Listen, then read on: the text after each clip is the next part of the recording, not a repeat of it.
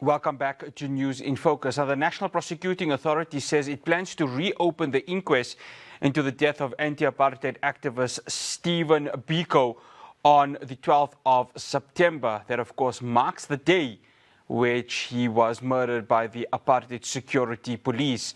Biko, the founder and leader of the Black Consciousness movement, passed away in 1997 after he was allegedly being tortured by the then apartheid regime. 48 years on, will the family of Steve Biko, will South Africa finally get closure with regards to this tragic day in South African history? Joining me now, I'd like to welcome the Secretary General of the Azanian People's Organization, Mbulelo Ketye. Mr. Ketye, thank you so much for joining us on News in Focus on Hilaal TV. Thank you so much, sir. Thank you for inviting me and AZAPO into your show. No, it's an absolute pleasure. Mr. Ketye, your reaction to the announcement by the NPA yesterday, how significant is this? Very important. Very important. It's something that we've been calling on for years. Long even before we were AZAPO, when we were at BPC, right after the judgment in Pretoria, when those who made at him were not found not guilty, we called for a proper investigation, and because we believe he was murdered. So it's long overdue that those who committed this brutal murder must come and face the justice. So it would be very important for the NPA not just to make this pronouncement, but to actually actualize it and bring to book all those people who were involved in this brutal murder of our leader, Stephen Biko. You know, what's obviously coinciding with everything that we are seeing at this very moment, Mr. Ketye, is also the inquest into the Truth and Reconciliation Commission. A few weeks ago, I had Yasmin Suka, who was a commissioner for the TRC at the time, and she said this could allow for there to be more cases of murders of anti-apartheid stalwarts going forward. Is that the view of AZAPO also, that when you see what has happened with President Ramaphosa's announcement of the TRC, that more and more cases of deaths of anti-apartheid stalwarts are starting to come back in this current democratic South Africa? Oh, yes. But what is not pleasing on the part of AZAPO is that those revelations keep on coming, but nothing substantial takes place. So we urge the government, particularly a government claiming to be democratically elected, representing the people, to take this matter very seriously. For instance, there's still a matter of Unkhupusetiro, who was murdered in exile through a parcel bomb. There's still a matter of Mapetla Mohapi, who allegedly died by hanging himself in the cell. We've been asking time and over again that the perpetrators, some of them were still alive. We're not sure how many are alive in those group of murderers, that they must come and face justice and answer, so that not only the families must find closure, but the country must find closure in these crimes of against humanity. You know, I want to go back to when obviously the murder had happened in 1977, Mr. Ketye. And at the time, of course, Jimmy Kruger was the police minister at that time. And there's obviously archive footage in which he says, well, the police acted within the best interest of how it was supposed to be done at the time. And they had, of course, taken out every single responsibility away from the state security police at that moment. I want to get your take on, when we look back at 1997, of course, the impunity that, of course, the apartheid government had been practicing at that time, and how AZAPO had continuously called for there to be this accountability from the apartheid regime at the time, even though it seemed very highly unlikely it was going to happen, but those calls were continually being asked for. Yes, of course. Um, when Jimmy Kruger, we used to call him the notorious minister of police, made that statement and actually made even a joke in Afrikaans, he left me cold. He left me cold. And telling the nation and the world at large that whatever Kruger said was not true. Remember, just before one of the most important interviews that the late Steve Biko had before his death was that never believe the police when they say, I died because I committed suicide. Never believe the police when they say, I died because I hanged myself. So the man was not going to do neither of the things that Jimmy Kruger said did. We knew it was not true. So we've been, and we still are, insisting that the justice must take its course. Justice must take its course. The people who did this must pay for their crimes and for their sins. Remember, racism and apartheid was declared by the United Nations a crime against humanity. So there's no way that people who committed crimes against humanity in the manner in which the National Party and its machinery did should go on as if it's all normal. Yeah. Yeah, and I think the interesting part of the life of Steve Biko, and of course, Mr. Ketye, you would know quite well because, of course, he had this association with AZAPO. One could even say it was part of AZAPO because AZAPO was part of the Black consciousness movement at the time. At one time, obviously, the then King Williamstown, he was, of course, under house arrest and could not move anywhere. And he, of course, formed various relationships. Of course, the one that everyone knows is that of Donald Woods, who was, of course, the editor of a famous Eastern Cape newspaper at the time. Many of what the late Stephen Biko had said was that there can be a coexistence between the people of color and, of course, white South Africans, even though there was this rhetoric amongst the National Party and many of the white South Africans at the time that Stephen Biko was this extremist that wanted to see the elimination of white South Africans. But he had a different take on the way South Africa needed to be. And that's a memory that many South Africans still need to and have to remember of what Biko represented. Oh, yes. He spoke of a rapport after. He made it clear that we have to first cross this, if I were to use the language of white people, Rubicon, to get rid of racism and oppression of black people, so that at the end of it, then there can be this rapport that you are talking about, where religion, the color of the skin of somebody, the ethnicity, the background, is not a point of reference anymore. So the rapport was to be achieved when we have achieved the first goal, and that goal was that of liberating black people, as defined by the Black Consciousness Movement. After the break, I continue my conversation with Mbulelo Ketye. We're going to be asking the question, will justice occur? Will there be a sense of that justice that the Biko family, members of AZAPO, South Africans as a whole will see in terms of that murder of Steve Biko? Of course, tomorrow marks 48 years of that tragic day. I continue the conversation after the break.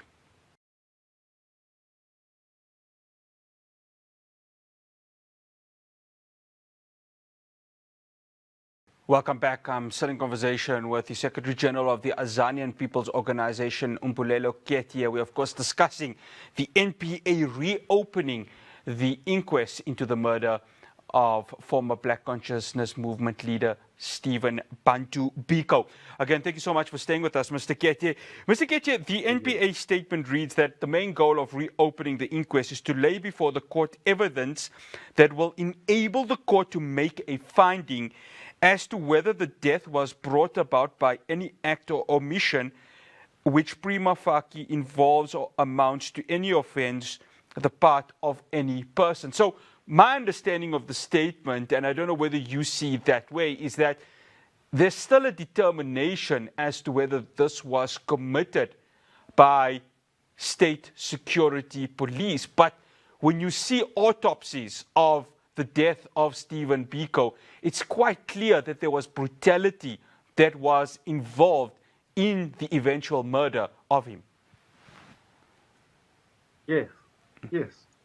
Yes, definitely. There's no doubt about it that the death was committed by the state through its security apparatus. Remember, it's not only Steve that died in detention in the manner he died. There are people before who died a similar death. So it's not possible that all these people who died committed suicide as it was alleged by the regime then. So it was obvious that the death of Steve was committed by white people, the racist regime. They murdered him. The doctors who examined the body of Steve, some of them find out that actually the body was damaged, and it showed that a certain force, and the kind of force was used against Stephen Bantu Biko. Later on, more evidence came. There's even now lately, I hope the NPA will get rid of that book. There's a book that was written by one, I guess, a former security apparatus, where he details the beating and the torture at the Sanlam building in Port Elizabeth. Yeah. So that there's some evidence to be proven. The evidence has always been there. It was proven then. It's not even that it must be proven now. It was proven day one after the death that the man was murdered.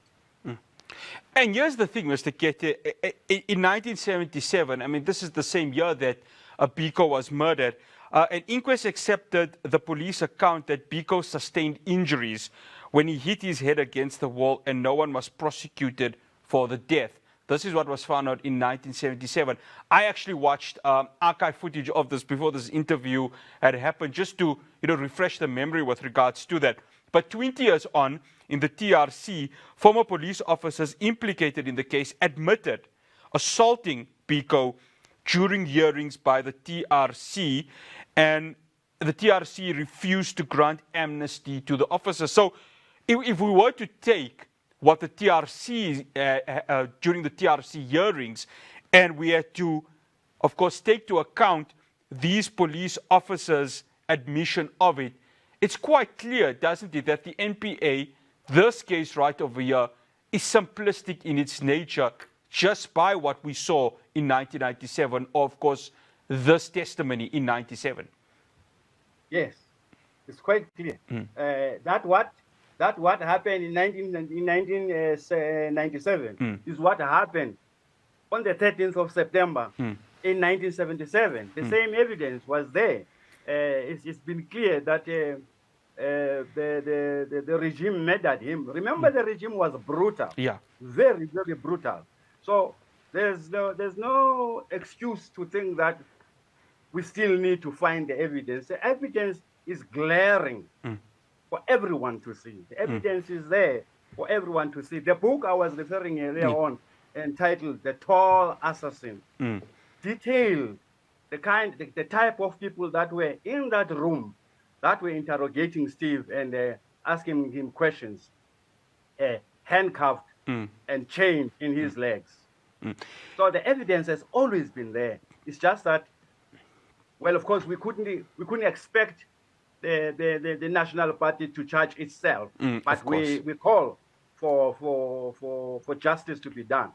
What is surprising is that 31 years into democracy, we still have to talk about this murder that happened so many years ago, when we should have done so with the TRC agreed that there were atrocities committed against the people resisting oppression. And the TRC also recommended that there must be justice, there must be reparation, there must be the people who were all victims of this must be paid for. I mean, something must be done to pay them. But the government has delayed. Yeah, that's how they come in. Up to now, Mr. It has Ketye. not implemented the recommendation of its own commission. Mr. Ketye, and that's where I want to come in, because obviously we're 31 years into democracy. Is there a sense of disappointment from AZAPO's perspective that, given the time that we are in, from the start of democracy, that nothing has been done to hold those police officers accountable? Because I don't know whether they're still alive or not.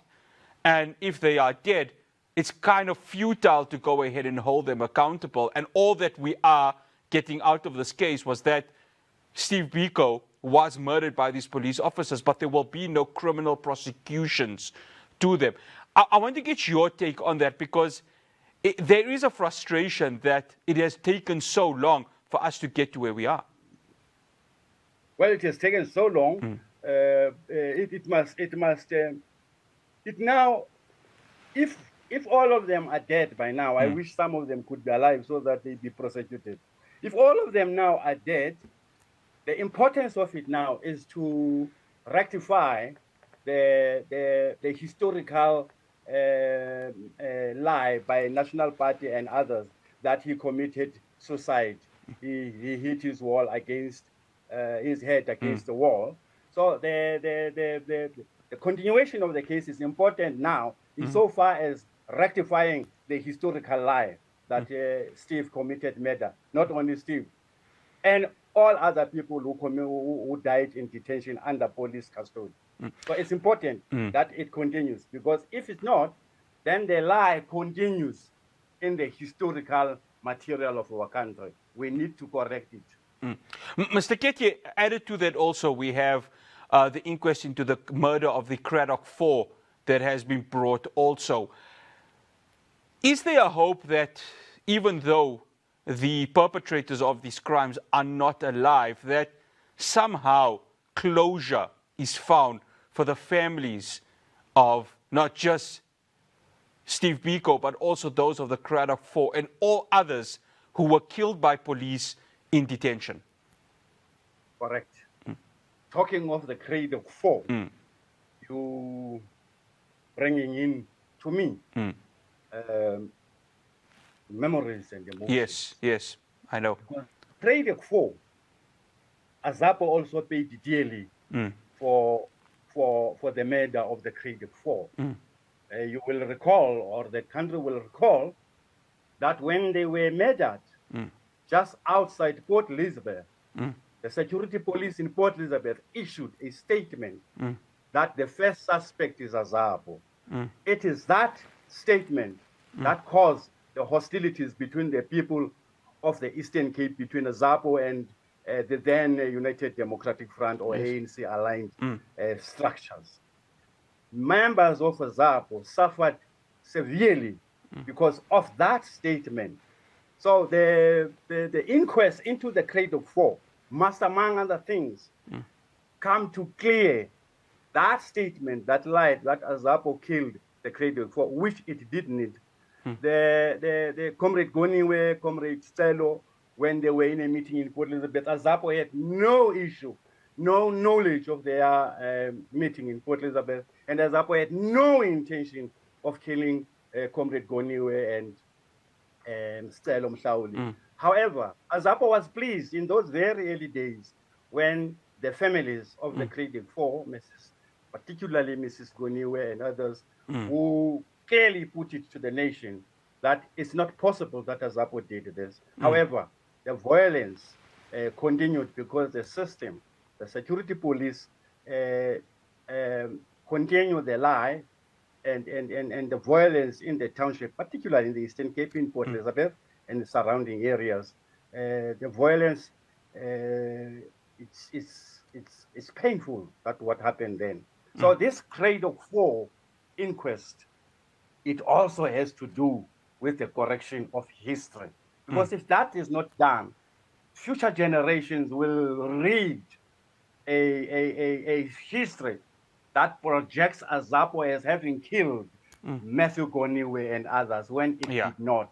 In that sense, the inquest is important, not just for the family, but for the nation as a whole, but also for us to be at ease with each other, to know that it was the system and the security police that caused the damage that happened as a result of the death of the grade 4. Mr. Ketye, thank you so much for joining us here on News in Focus on Hilaal TV. Much appreciated. Thank you so much for calling me. That's Mbulelo Ketye. He is the Secretary General of the Azanian People's Organization. Tomorrow, we are back with a talking point, which, of course, will be played on a Saturday. But that's all we have for you here on News in Focus. From myself, Faraz Patel, and the rest of the team in Johannesburg, if you've missed in this episode, you will be able to find it on our YouTube channel. Assalamu alaikum wa rahmatullahi wa barakatuh.